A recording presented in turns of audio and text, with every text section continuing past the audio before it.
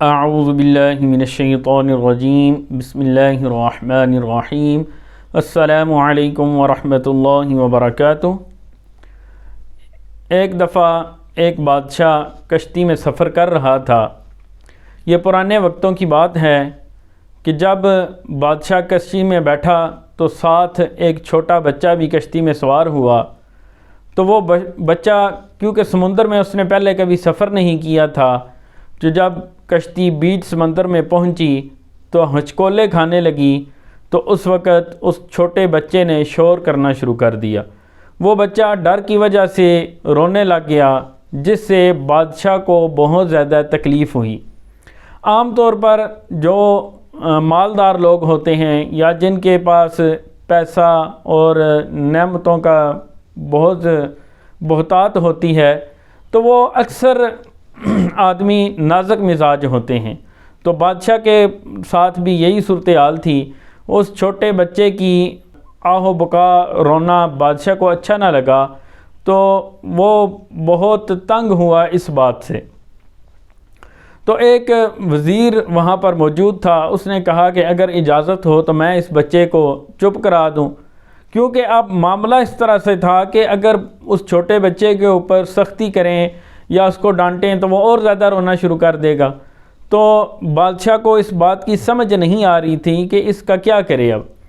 تو وہاں پر ایک وزیر تھا، تو اس نے کہا کہ اگر آپ مجھے اجازت دیں تو میں اس کو چپ کرا دوں۔ بادشاہ اس کی بات سن کر بڑا خوش ہوا۔ تو بادشاہ نے کہا کہ ٹھیک ہے، تم اس کو چپ کراؤ۔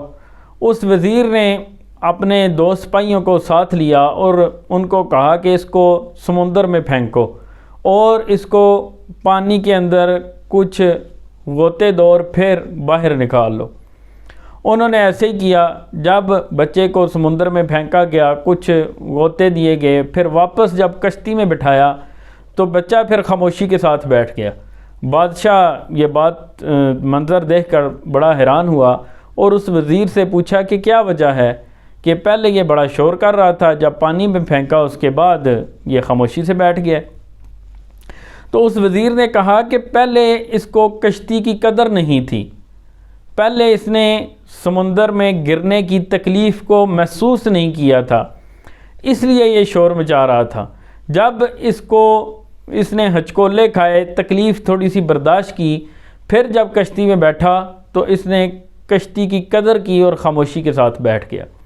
اسی طرح سے اگر ہم اپنی زندگی کے اوپر نظر دوڑائیں تو اکثر چیزوں پر ہم لوگ بھی زندگی میں بے شمار چیزوں پر قدر نہیں کرتے۔ اگر ہم دیکھیں، اللہ تعالیٰ نے اگر بے شک غربت دی ہے، ہمیں کچھ تکلیف میں رکھا ہے، عام طور پر یہی زیادہ تر گلے شکوے ہوتے ہیں لوگوں کے۔ اگر دیکھیں ہسپتال میں جا کر دیکھیں کہ لوگ کتنی تکلیف میں ہیں، لوگ اپنے جسم کو حرکت نہیں دے سکتے، اپنے بازوؤں کو حرکت نہیں دے سکتے۔ کئی لوگ ایسے ہیں جن کی ٹانگیں وغیرہ کاٹی جا چکی ہیں، وہ پیدل چل نہیں سکتے، بے شمار بیماریوں میں مبتلا ہیں۔ کئی آدمی کھانا نہیں کھا سکتے، وہ کھانے کے دو نوالوں کو ترس جاتے ہیں۔ اگر ہم دیکھیں تو اللہ تعالیٰ نے ہمیں کتنی نعمتیں عطا کی ہوئی ہیں۔ ایک مرتبہ شیخ سعدی شیرازی رحمۃ اللہ علیہ دمشق کی ایک جامعہ مسجد میں جمعہ پڑھنے کے لیے گئے، تو واپسی پر جب جمعہ کی نماز سے فارغ ہو کر باہر نکلے تو دیکھا کہ کسی نے جوتے اٹھا لیے۔ تو یہ طریقہ کوئی نیا نہیں ہے، پہلے دور میں بھی ایسے ہوتا تھا۔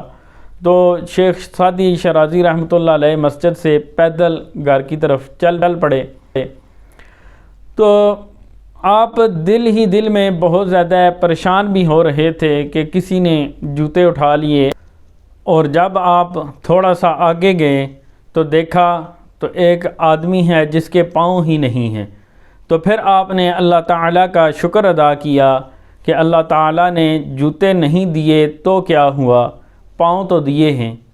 تو علماء کرام فرماتے ہیں کہ اگر ہم نے اپنے سے اوپر دیکھنا ہو تو ہمیشہ دیندار لوگوں کو دیکھنا چاہیے کہ کون سا شخص ہے جو روزے مجھ سے زیادہ رکھتا ہے، کہ وہ کون سا آدمی ہے جو نمازیں مجھ سے زیادہ پڑھتا ہے، جو صدقات و خیرات مجھ سے بڑھ کر کرتا ہے۔ تو اسی طرح سے اگر دنیا داری میں دیکھنا ہو تو اپنے سے نیچے دیکھنا چاہیے۔ اگر ہم اس طرح کا عمل شروع کر دیں، بہت سی ہم ذہنی جسمانی بیماریوں پریشانیوں سے نجات حاصل کر سکتے ہیں۔ تو اللہ تعالی ہمیں اپنا شکر کرنے کی توفیق عطا فرمائے۔ اجازت دیجیے، اللہ حافظ۔